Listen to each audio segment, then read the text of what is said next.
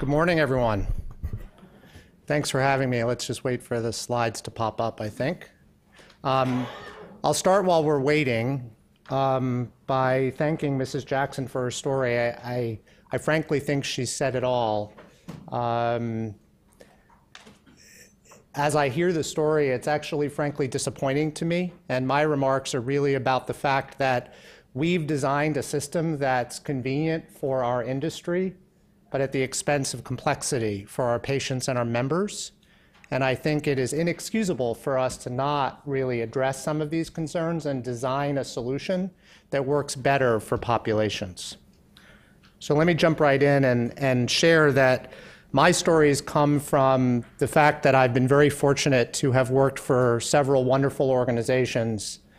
Dean Health System in Madison, Wisconsin, which is one of the original ACO leaders for better care at a lower cost. And then Los Angeles as the CEO of Healthcare Partners, one of the grandparents of population health. And now as the Chief Clinical Officer at Anthem, I think one of the most innovative and forward-thinking plans that are seeking to redesign population health and incentives with providers around patients.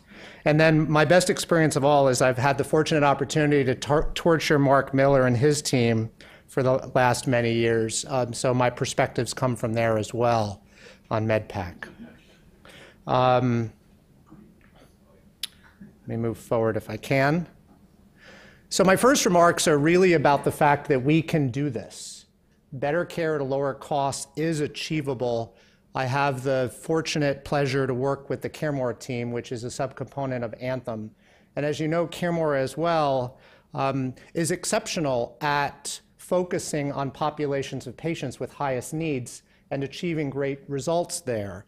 So just some highlighted examples of the performance there, just to show you that this is achievable for us, whether it's end-stage renal disease and the 36% fewer admissions, or a 24-year period to advance to stage 5 versus 7 for a traditional Medicare.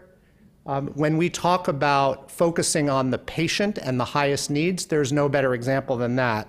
It extends to diabetes performance with a 64% lower amputation rate in organizations like CareMore, or a 56% reduction in hospital admission rates for congestive heart failure. And the stories go on and on and on for each high need, high complex population. For those of you who like statistics, just to highlight some averages, whether it's length of stay or bed days or admit rates or readmission rates, there is the opportunity for these organizations, yes, that offer more efficient solutions, but also these same organizations top the charts in quality performance and service perception by their members. So the true sense of value is achievable. It's not just organizations like Dean and Healthcare Partners and CareMore and Anthem that are doing this as well. There are many different organizations with many populations like Q-Liance or Iora Health or South Central Foundation that are achieving similar results. And I'm not going to belabor the details, but again and again and again, we are seeing examples. Now, what do all of these organizations have in common?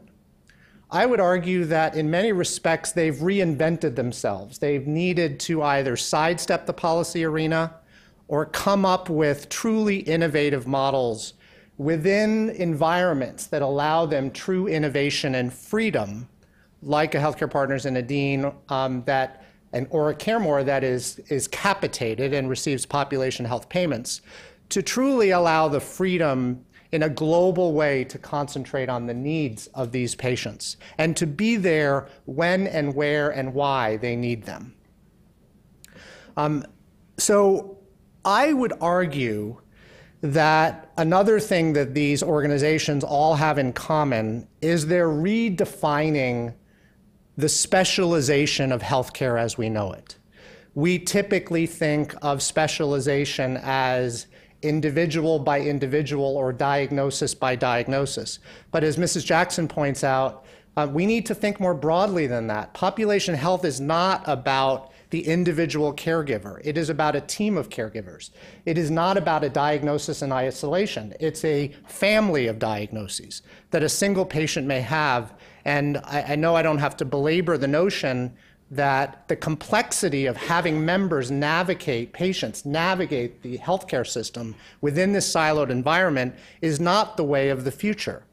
So as we think about new specialization, we need to think about segmentation and classification of members so that all the needs surround their requirements. And I would even go so far as to say in the organizations that I've been with, we go deeper than just defining as high need, because there may be 8 different types of high need populations.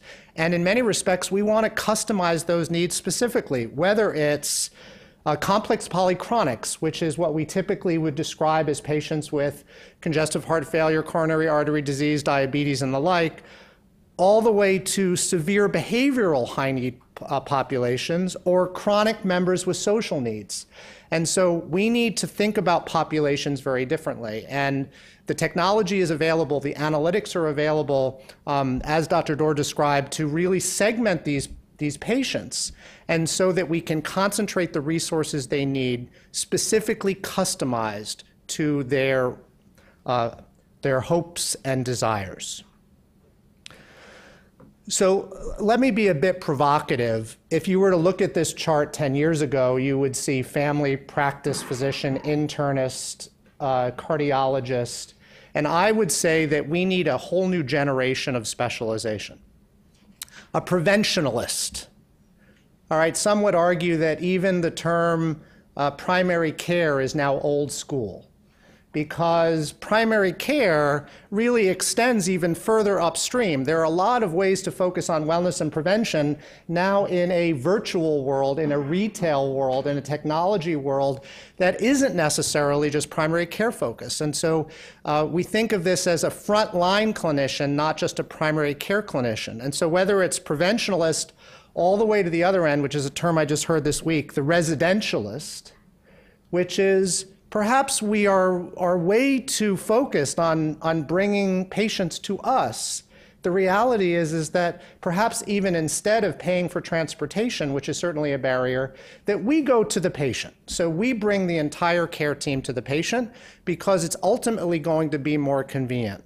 So you can see that the world is evolving, and I would argue that what organizations that I've been with have focused on is really a new generation of this specialization, and I would argue that we should think about policy alternatives that would free up the creation of these alternatives. I wanted to talk a little bit about the care model fundamentals, and I'm not going to go into these in detail, but you know, the second on the left, avoiding the unavoidable, is what I would argue is really the foundation here. That because we treat in silos, because we are a sickness-oriented system, not a wellness-oriented system, there is a lot that we do, there is a lot that happens, that if we concentrate on segmenting and providing needs to this population, we would fare far better.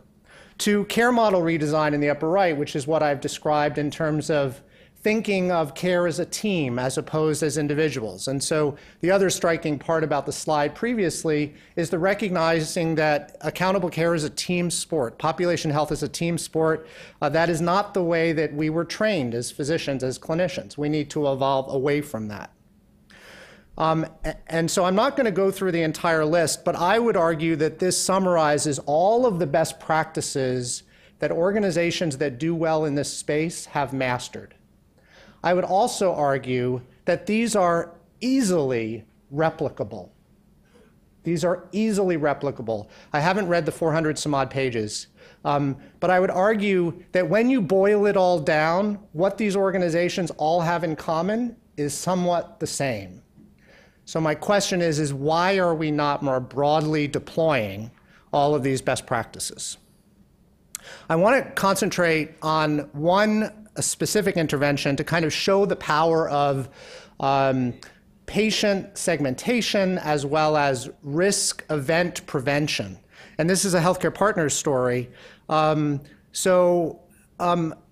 we developed a technology to look at all of the data inputs on highly specialized, high-need patients with all of the inputs that we could garner. How many of you have seen the Minority Report?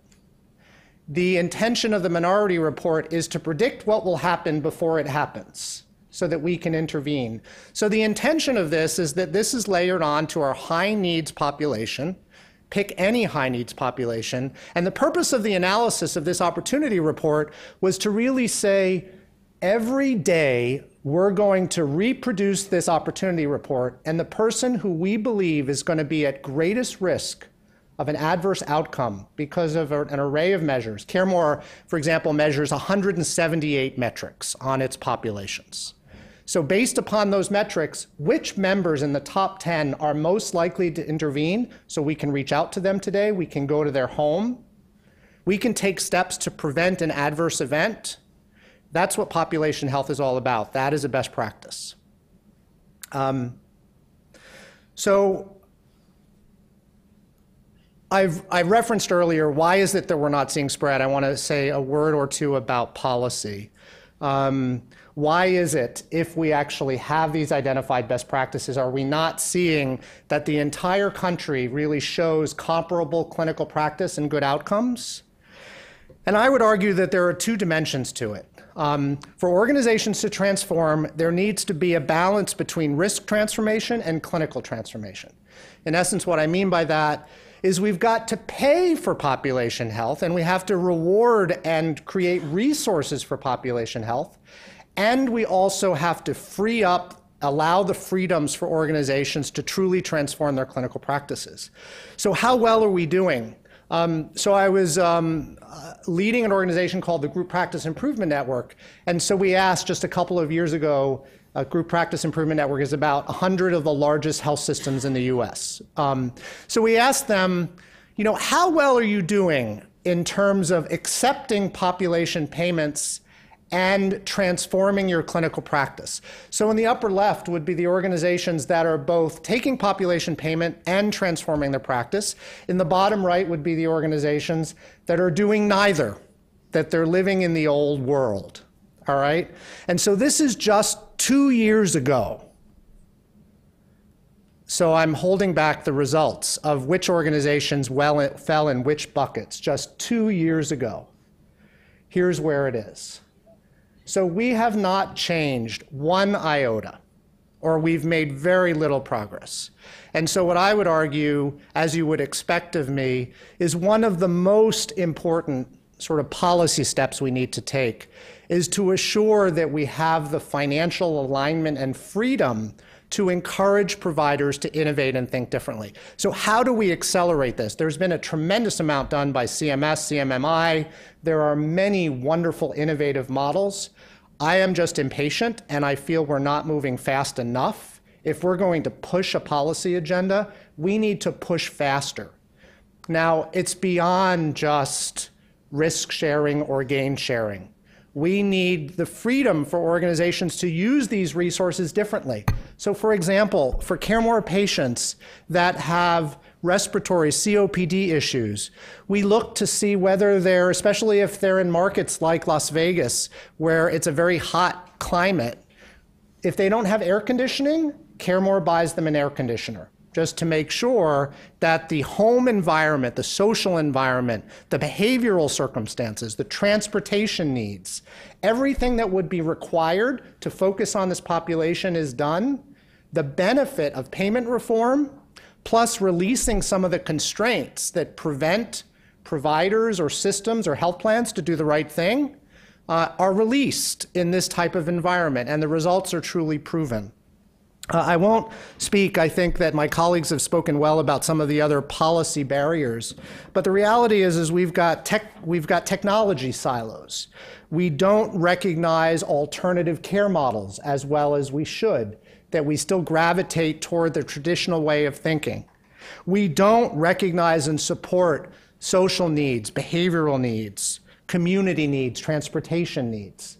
The policy barriers need to be released to allow this innovation to happen. So thank you very much for having me. This is possible, this is achievable, and I look forward to seeing what this group has come up with.